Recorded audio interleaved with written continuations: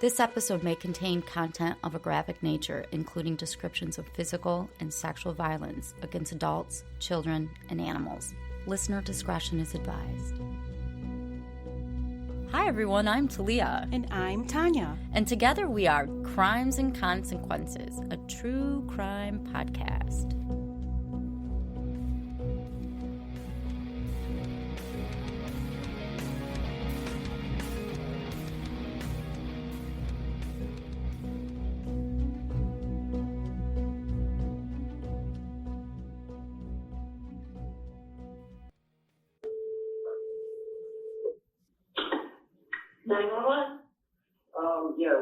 I'm fairly certain we just found a body along the mountain bike trail. Hold on a second. Is it a male or a female? Female.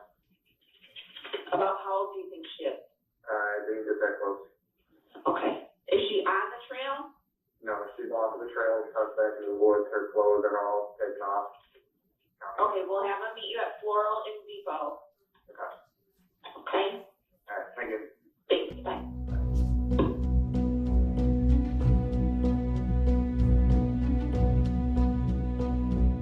Hi Tanya. Hi, Talia. How are you? I'm excited. Me too. I love doing this podcast.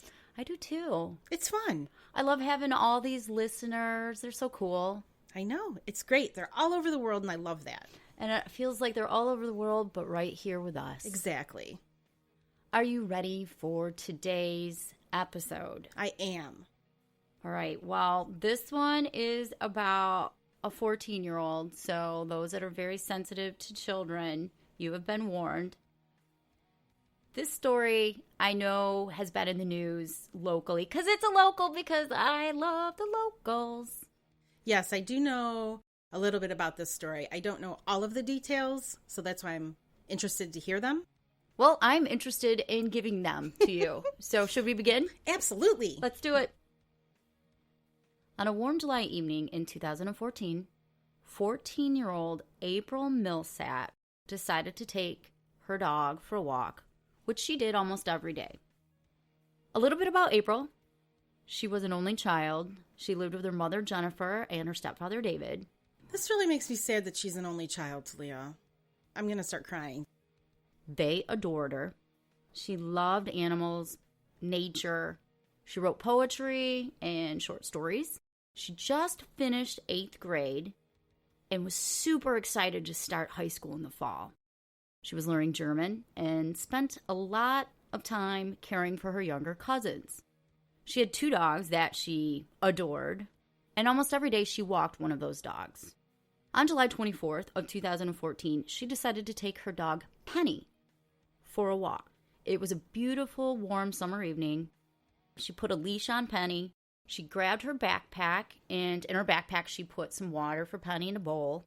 She grabbed her cell phone, and she headed over to the Macomb Orchard Trail.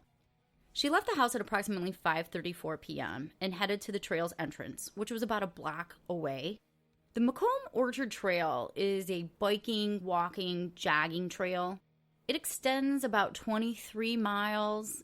It goes into the center of April's hometown, which is Armada, Michigan. Armada, Michigan is located about 50 miles from Detroit, and it's a tiny town. I love my tiny Michigan towns. It's so small, it doesn't even have a stoplight or a fast food restaurant. Armada doesn't have any fast food restaurants? No. Not even a McDonald's? Nope. Wow. It's a little disappointing for some of us that live near Armada. I'm I'm not going to name names. I'm really surprised because there's McDonald's everywhere. Nope, it doesn't even have a stoplight. Again, this is approximately about 5:30. April sets off for the trail with Penny, her backpack, and her cell phone. April's mother, Jennifer, started becoming concerned when April hadn't returned at about 8 p.m. April, usually when she went on her walks, they would only last about an hour, and she was a really good girl. She followed the rules. She was prompt. She didn't get in trouble. So it was a big concern for her mom. Jennifer started calling April's phone. She didn't get an answer. She texted April. Didn't get an answer. Then she reached out to April's boyfriend. His name was Austin. Austin was 16 at the time. Jennifer asked Austin if he'd seen April or knew where she was. Austin did not know where April was, but he told Jennifer something that was extremely concerning. April had sent Austin a text at 6:28 p.m., about an hour into her walk, and it said, quote, "I almost got kidnapped, OMFG, oh my fucking God." Austin claims when he originally got the text, he thought April was joking with him or maybe exaggerating a situation, so he didn't take it too seriously. He did try to call her, and she didn't answer, but he kind of just let it go. Well, when Jennifer heard this, she knew something was very, very, very, very wrong. I'm sure she flipped out.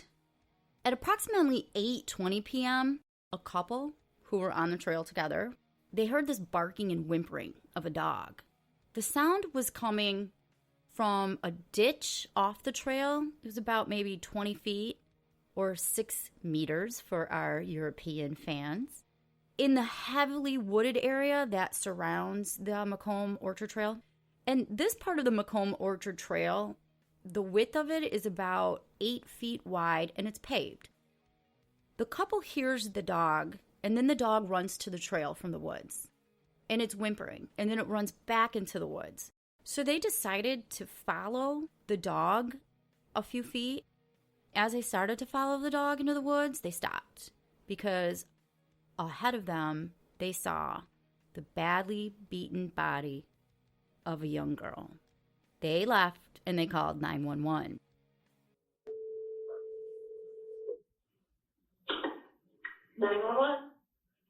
Yeah, I'm fairly certain we just found a body along the mountain bike trail. Okay, where are you at? We were between Omo and North Avenue. It's in Armada. There's a subdivision. It's by the new construction. If you guys come down to Omo and stop at the bike trail and head back west, I can meet with somebody there. Hold on a second. Is it a male or a female? Female. About how old do you think she is? I didn't get that close. Okay. Is she on the trail? No, she's off of the trail, tucked back in the woods. Her clothes are all taken off. Okay, and you don't believe she's breathing? I don't believe so, no. Okay, we'll have them meet you at Floral in Depot. Okay. Okay? All right, thank you. Thanks, bye. The police arrived quickly.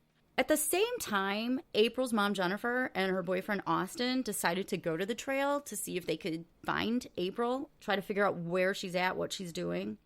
As they approached the trail, they could see police lights and a lot of police activity.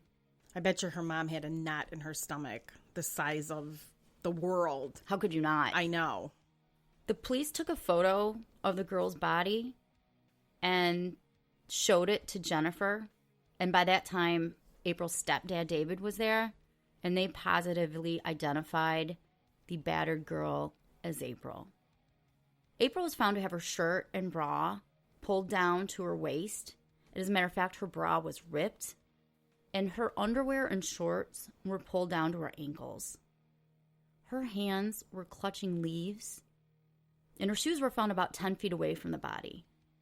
Missing from the scene was her phone, the dog's leash, and her backpack. The medical examiner arrived on the scene at around 1 a.m. She spotted April lying on her back in the vegetation. April had very beautiful, long, dark brown hair. Her head was turned toward her right side, and her hair was covering a lot of her face. And this is going to get kind of graphic. April was bleeding from the left eye, her nose, her mouth. Her pink bra had been torn, and her breasts were exposed, along with her genitalia, as a result of her underpants and jeans, shorts, that were pulled down her ankles. Behind her right ear were small clumps that looked like sawdust. They were insect eggs. Apparently, in the summer, insect activity will begin on a body after about 30 minutes after death. That is quick. I know. That's why I put it in there, because I did not know that. I didn't know that either. I thought it took a little bit longer. No. God bless medical examiners. I know. I really could not do this job. April's body was then removed from the scene and taken to the medical examiner's office for an autopsy. The results of the autopsy indicated that April had not been raped. She had, however, been beaten over the head with a blunt object 23 times. Oh, my God. Her head, Tanya, was struck with such force that it rattled her brain around in her skull, and it caused her brain to bruise itself from the impact of hitting the bone.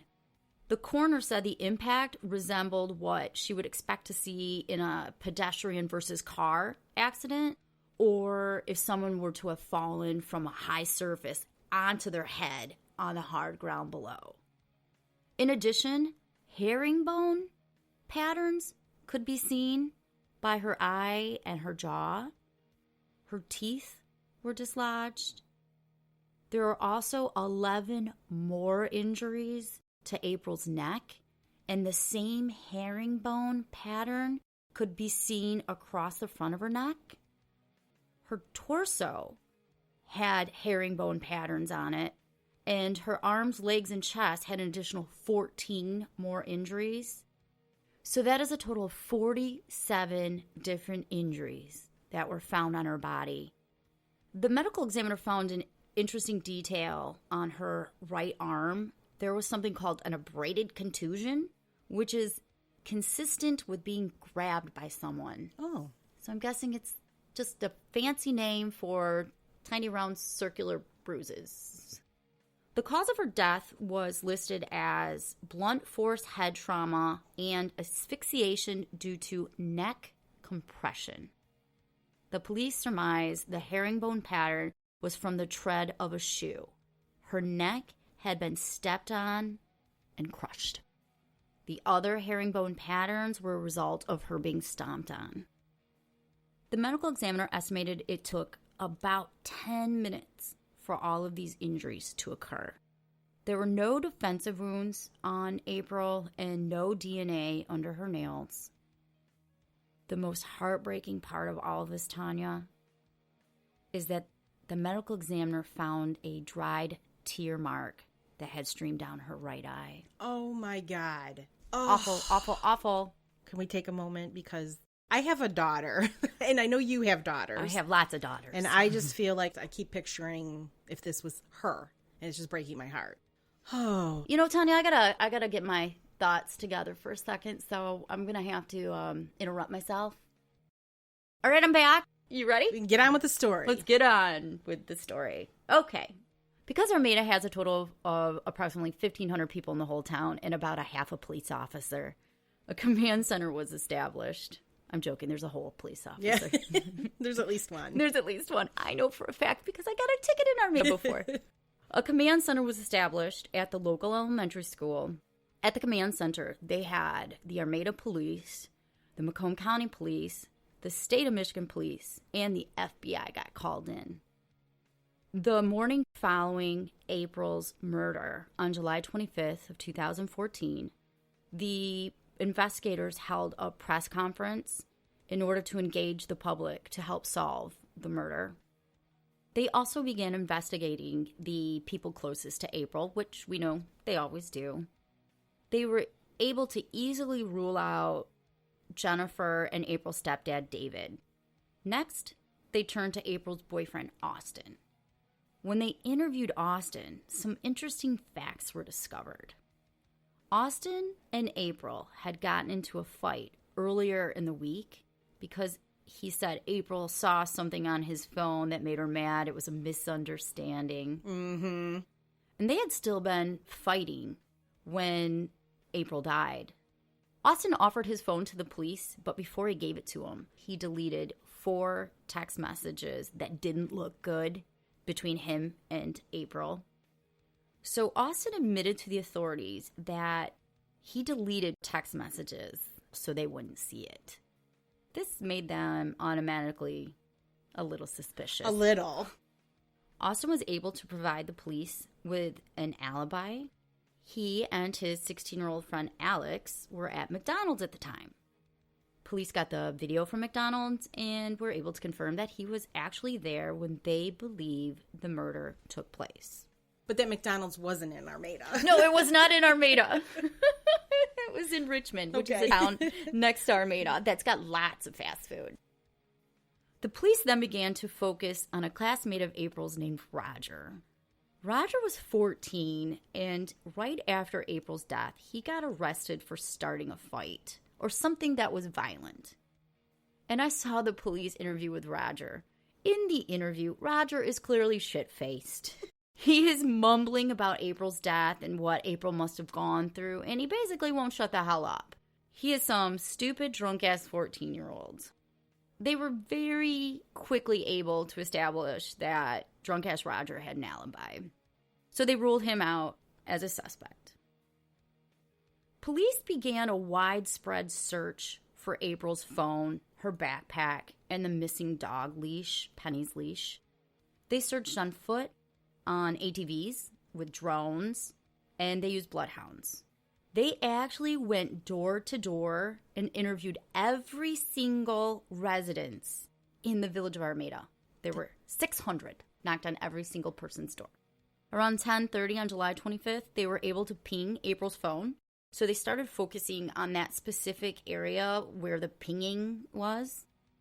Eventually, they were able to actually locate her phone and her backpack, which were about a half a mile away from where her body was.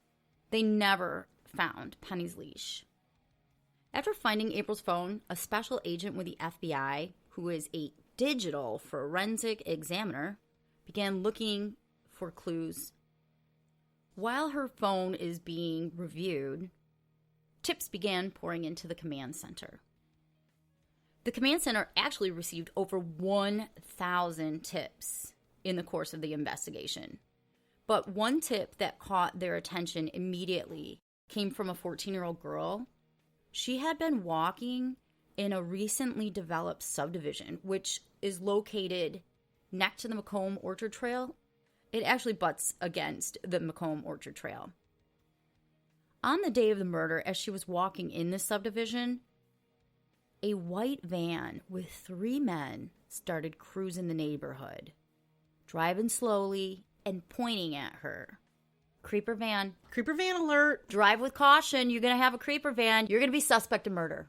You increase the likelihood. You increase the likelihood, right? You definitely increase the likelihood. Especially when you're going very slow. And pointing at a 14-year-old girl. Exactly.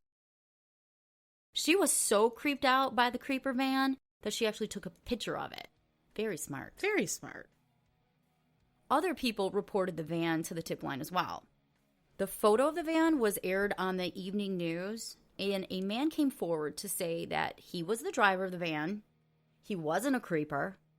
He actually helped construct some of the new property. And he was driving with some coworkers to show them some of the houses he had just built. So was he pointing at the houses yes, and not at her? Not at her. Something interesting that the police stated was they received a lot of revenge tips. These are calls when you get mad at your ex-boyfriend or husband and you report them as possible suspects. Really? These are people that just want to fuck with their exes.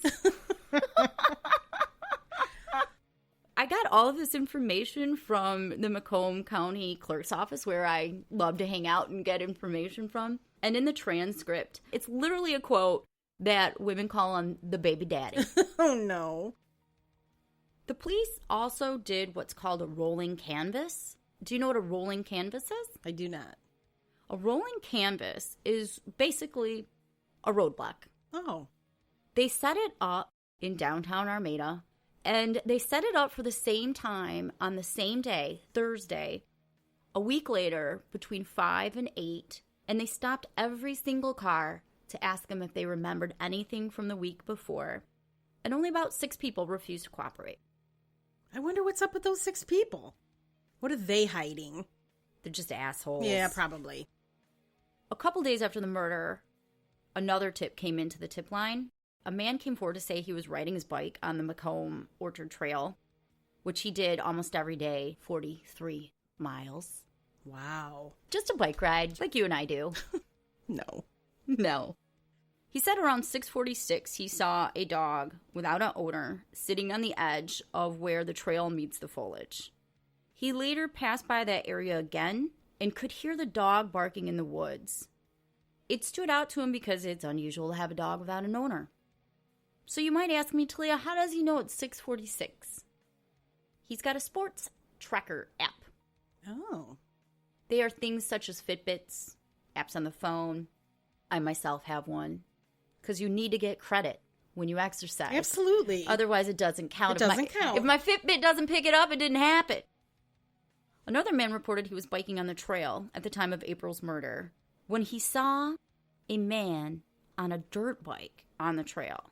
And this stood out because, one, it's the first time he's ever seen a dirt bike on the trail. Dirt bikes aren't allowed on the trail because they're not safe. You can't have a bunch of people walking and jogging and... You're zipping through on a dirt bike. He noted that the time was approximately 6:24 because he had his sports tracker diary. The witness described the man as being overdressed, and that was another thing that stood out to him. It was in the 70s, and I don't know what that is Celsius, so I apologize to our European fans. The man on the dirt bike was wearing a full face helmet, jeans, a hoodie, and a Carhartt jacket. Carhartt jacket's thick. So that's the second thing that stood out to him. The man estimated the guy to be in his late teens to early 20s, about 6 feet tall, with some facial hair and piercing eyes. After he saw the man on the dirt bike, he passed by a teen girl who was looking down on her phone while walking a dog. The man's first thoughts were that they must have had some sort of rendezvous. Because they were on the same side of the path going opposite directions, they had to have at some point met each other. He just had this gut feeling they were somehow connected. More tips came in regarding the man on the dirt bike. A woman named Amy and her mother reported going for a bike ride on the trail around the time of the murder. The mother was riding approximately 2 to 3 bike lengths ahead of Amy when she saw a young girl looking down at her phone while walking her dog. The mother said hello to the girl and said, "Hey, you got a nice dog." And the girl responded politely, "Thank you." And they kept walking on. The dirt bike followed behind the girl and then started weaving in and out between the woman and her mother. Amy noted that the dirt bike motor was very quiet. She said it was more like a moped, so it wouldn't cause a lot of attention to it.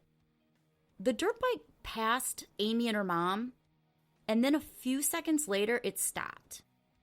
Amy noticed as she was biking, and she was biking slower than her mom, that the man on the dirt bike, after stopping the bike for a second, turned around and started heading back to where the girl was walking. Was he up ahead of Amy and her mom, or was he behind them? He was behind them. Amy kept looking back at him because something didn't seem right. And she noticed that he actually had turned his bike around and started driving towards the girl on the trail, who obviously was later identified as April. Amy and her mom continued biking down the trail. And eventually, after about 10 minutes, they turned their bike around and headed back home, the same route that they originally were biking on. Again, Amy's mom is ahead of her. As they're biking back, Amy's mom sees a dirt bike parked on the shoulder of the trail. And she continues forward. That's all she sees. But Amy, being behind her, slowed down because Amy just had this feeling she was worried that the guy that was on the bike was going to jump out at her. Something didn't feel right, so she slowed down. As she slowed down, Amy heard a dog barking, and she looked over into the woods. And about 20 feet into the woods, she could see the trace image of a dog, but she also saw a man standing, and he was staring at her, and she was staring at him. Amy described his eyes as being, quote, very, very piercing, very like he'd done something wrong. Amy noted he didn't have a helmet on. Amy pedaled on very quickly. Can you blame her? Can you blame her? And her mom, who was up ahead, had stopped to wait for her. When Amy got to her mom, Amy's mom said to her, something didn't feel right back there. Let's go back. And Amy said, hell no, we're not going back. We're going home. And Amy refused to allow her mom to go back or to go back there herself. That's how creeped out she was by the situation. Amy was able to provide a detailed description of the man that she saw in the woods. He had some stubble on his face. He had sandy blonde, wavy hair. He was wearing a heavy Carhartt jacket, a hoodie, jeans, and high-top tennis shoes. A sketch was made of the man, and it was released to the public. Do we have a copy on our website? We do. Awesome. TNTcrimes.com. Check it out. Check it out. The police got another big lead in the case when a man came forward to tell them that on the evening of April's death, he had been on the trail with his 2 daughters, one of whom was a classmate of April. They saw April talking with a man on a blue and white dirt bike at 6:25 p.m. Approximately 25 minutes later, the man and his 2 daughters passed by the same area, and neither the man, the dirt bike, nor April was there. Then another couple came forward to describe what they saw at approximately 6:30 that evening on the trail. April was there. She was walking about 30 feet ahead of the man who was sitting on a dirt bike. The woman said hi to April, and April said hi back, but she had a very tense and tight smile. She appeared nervous. This situation seemed really strange to the couple because, number one, again, no one should be on a dirt bike on the trail. Number two, the man on the dirt bike appeared much older than the girl. And number three, the man looked extremely angry when he was sitting on the dirt bike. After examining April's iPhone, the FBI was able to get a lot of information from it because April had a fitness app running in the background. And this is really cool what the FBI did. They were able to track April's speed, location, her movements right before the attack, during the attack, and after the attack by her phone. They took that information and they put it into Google Earth. So they were able to reenact April's movement starting when she began her walk and ending shortly after her death. That is really cool. It but is it really kind cool. of gives me like a Big Brother vibe. Yeah. Because everybody has a phone and anybody can be tracked anytime. Don't use your fitness app then, Tanya. What fitness app? The video itself is actually really sad to watch, but very fascinating too. And this was considered new technology in 2014 to be able to do this. It was actually ends up being used in the trial, which I'll get to. The FBI was able to show that in the first 2 miles of April's walk, she was walking at a pace of about 3.4 miles per hour, or 5.8 kilometers. Eventually, the app shows, according to her phone, she went as fast as 34 miles per hour, or 55 kilometers, immediately after her death. You got to be impressed with my kilometers thing. I know. Did you convert them yourself? I did. How nice of you. Because I love our European listeners and Australian listeners. The only people who use miles per hour is us and some other country, I think. Such arrogance. I know. God bless America. Americans. I love Americans. The phone also showed that her last text sent out was to Austin, which again said, "I think I almost got kidnapped, OMFG." And that was at 6:28. After that, at 6:31, 6:32, and 6:33, April's phone attempted to make 3 different phone calls, all to the same number, which the number itself, no one could identify who it was supposed to be to. I looked everywhere, and even in the court records, and it says an unidentified individual. It was a Flint number. I don't know. It was 810. That's weird. The fitness app on her phone also indicated that for approximately 15 minutes, there was a frenzy of activity off the trail and in the woods. In the video I saw, it showed no real pattern for movement. It was a bunch of like zigzags and back and forths. It was clearly demonstrating that a struggle of some sort was going on. Then at 6:44, April's phone goes back onto the trail and begins heading towards a road at 22 miles an hour. Eventually, her phone shows it traveling at speeds up to 34 miles per hour. So there was 11 minutes that passed between the time she tried to make a call and the time her phone was taken from her body.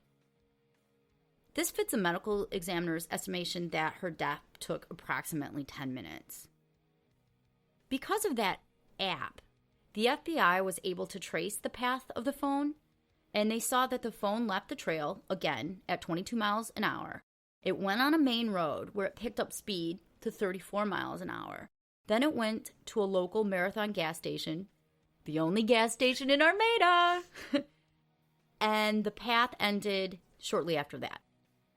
The police did the next obvious thing. They got footage from the Marathon gas station, and that showed a dirt bike there at approximately 6:44.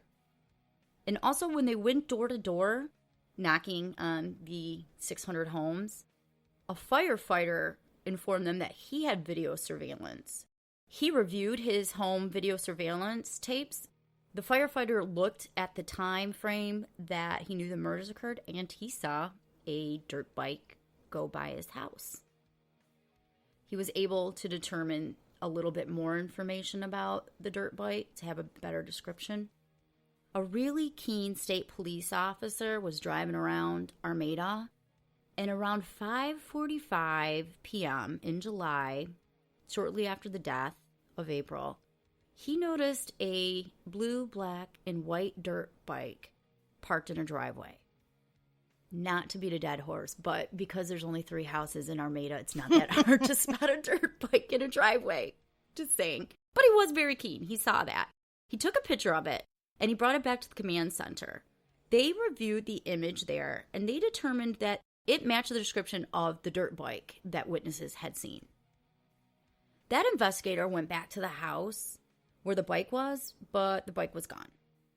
He was able to talk to the owner of the home and found out that the bike belonged to a man named James Van Callis. Dun, dun, dun. Insert scary music. Anxious, scary music. At 11:30 that night, the investigators went to the home of James Van Callis to ask him some questions. James Van Callis lived in a large home in a rural area about 25 minutes away from where April was murdered.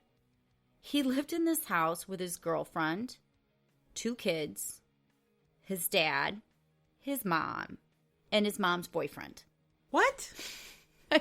One big happy family? One big happy family. It works. Were the kids his? One was his. One was a result of his girlfriend cheating on him with a 17-year-old boy.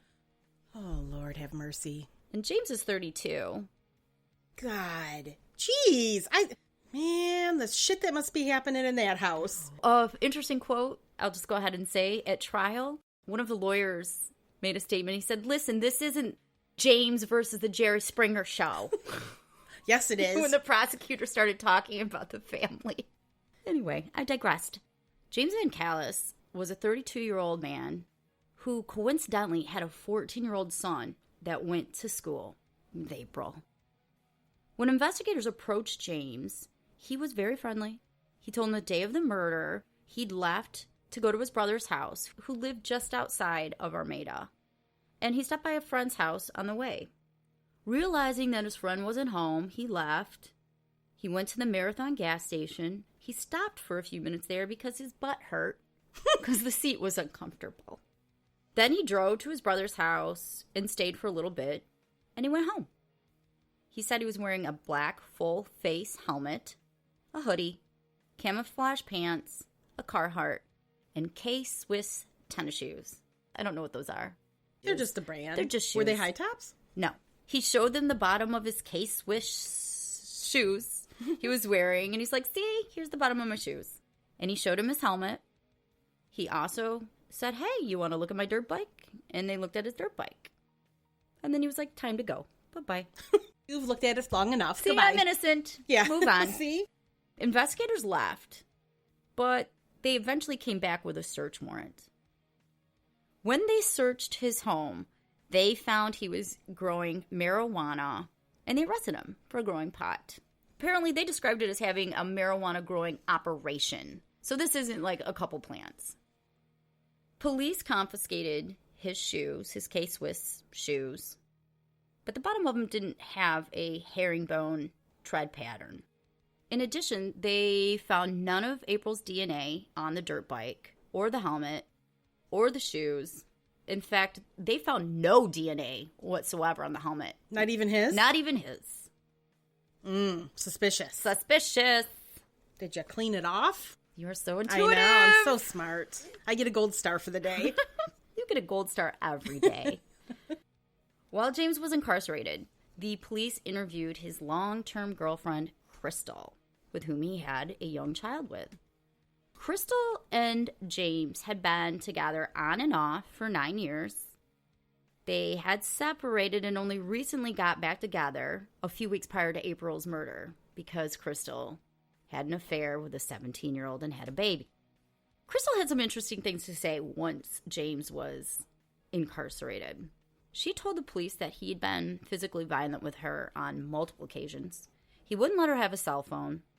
He was very controlling. And on the night of April's murder, Crystal woke up in the middle of the night and found James cleaning his shoes with hand sanitizer. And this was really unusual to her because she's never even seen him clean his shoes before. He said he was using hand sanitizer to get some oil off of them. He started acting lovey-dovey towards Crystal and told her, quote, I did something wrong, and you're going to need to stand by me. But then he didn't elaborate. A few days later, Crystal was doing laundry, and she found in the sweatshirt that James was wearing on the night of the murder clumps of hair and grass. She actually said a wad of hair in the pocket of James's sweatshirt. She took it out and she placed it in the laundry room sink where she left it, and she never saw it again. Who puts hair in their pocket? What the hell, dude? You're cleaning the shoes, but you're not getting the lump of hair out? Maybe he didn't remember it. I don't know. Who knows?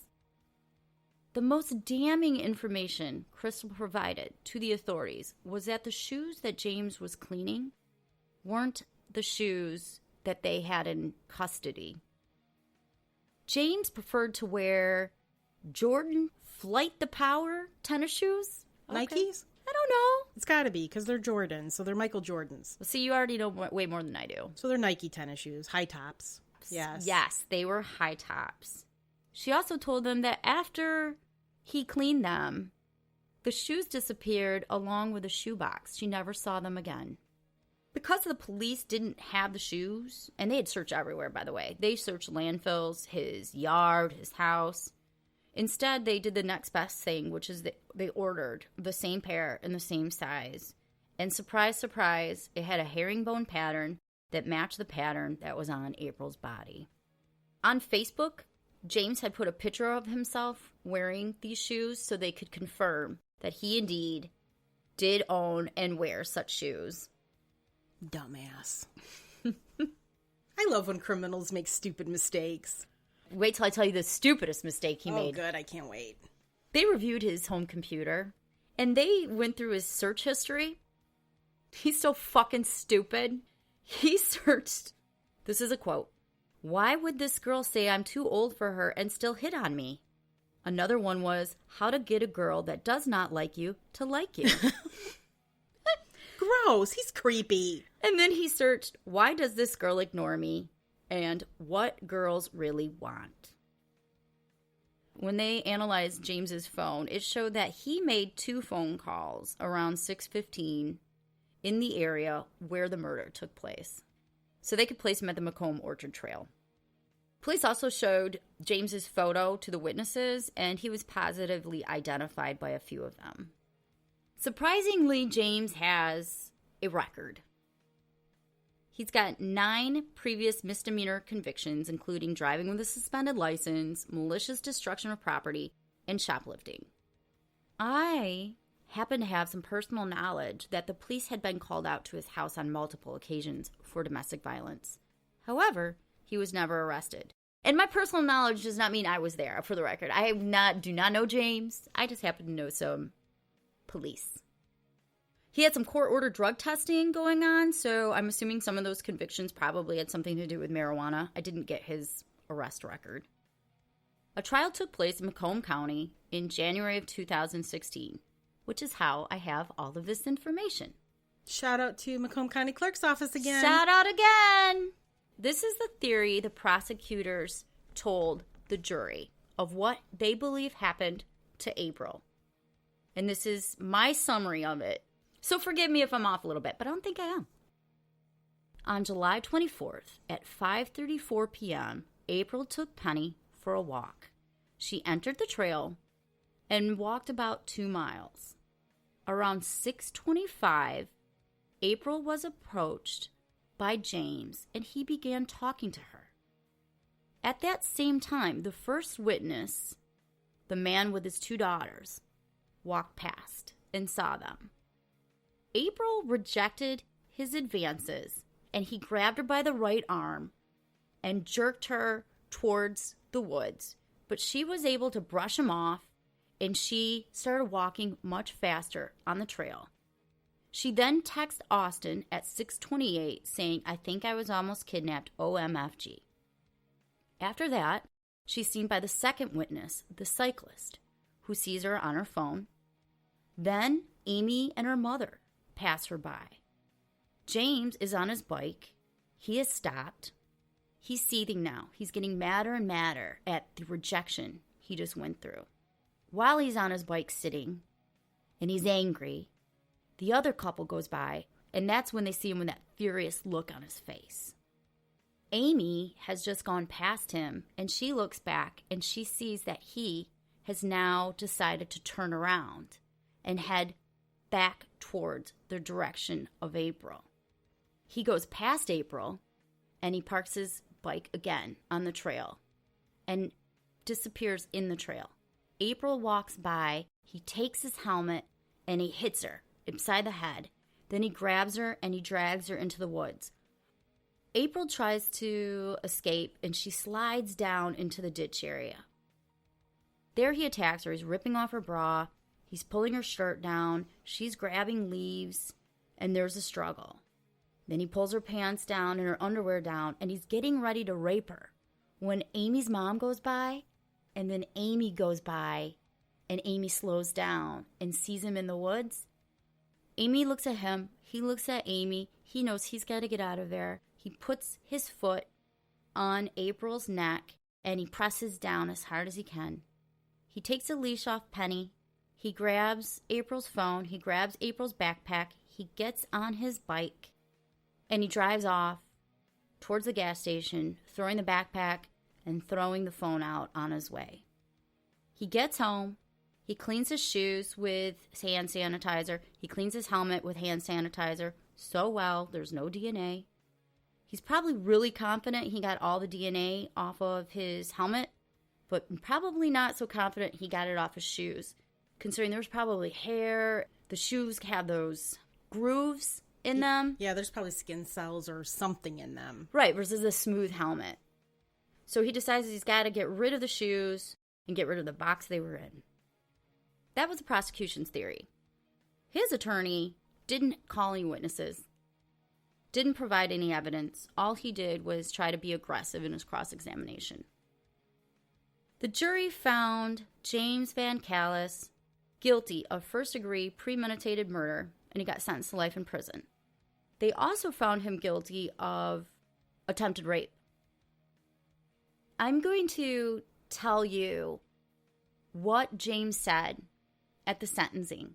You are a very intuitive person, as we have determined in our podcast. You're going to tell me, hopefully, what is missing from his statement. Okay? Pressure's on. You ready? I'm ready. This is what James had to say. Quote, "Well, first of all, there is no evidence that shows I've done anything wrong. There's nobody that can say they seen me commit any crime on July 24th. There's nobody that can ID or had ID'd my motorcycles being on that trail. None of the witnesses could positively identify me. They said they seen eyes, but how many people have eyes that are that shape? Nobody said they saw the color of the eyes. Nobody positively ID'd my motorcycle helmet as being the helmet that they had seen that day. Nobody sat there and ID'd the clothing that I was wearing. Nobody ID'd the shoes that I was wearing to the exact on that day. This is a sad chain of events somehow I'm wrapped up in. I don't know how to have the Milsat family understand that I didn't know her. You didn't know her. What did he not say that would have been the first thing you would want to tell everybody if you didn't do it? I didn't kill her. Thank you. I didn't hit her. He didn't say any of that. He never said. He just said they didn't have evidence. Yes. I would have been like, I didn't do this. I didn't do this. What are you talking about? Wasn't me. No. He fucking did it. I thought that was kind of telling. That is very telling. At the sentencing, April's mother, Jennifer, spoke. It was heartbreaking. She lost her only child. She said, quote, I hope the sun burns you like fire burns skin.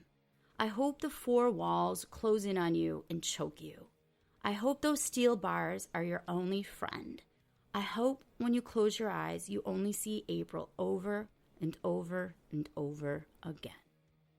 I just got goosebumps. Look at, wow. Look, I'm still like standing on end. Wow. So that's the sad, sad story of the murder of 14-year-old April Millsap. May she rest in peace. Poor thing. Poor thing. Just over because she didn't want to talk to him? She rejected him. She rejected him. I mean, she's 14. Well, thank you, Tanya, for listening to that. And thank you, all you amazing listeners. We have to do a couple shout-outs. Yes, we do. We need to give a shout-out to Alyssa. Thank you, Alyssa. She is one of our newest members. Thank you, everybody. Where can they see us, Tanya? You can find more information on tntcrimes.com, on Facebook, and Instagram. And our website. I said our website. Oh, you said our website? Yes, I did. I'm sorry, I wasn't listening. I apologize. You asked me to say something and then you don't listen to my answer. I do the same thing to my husband every day. Oh, I apologize. That's all right.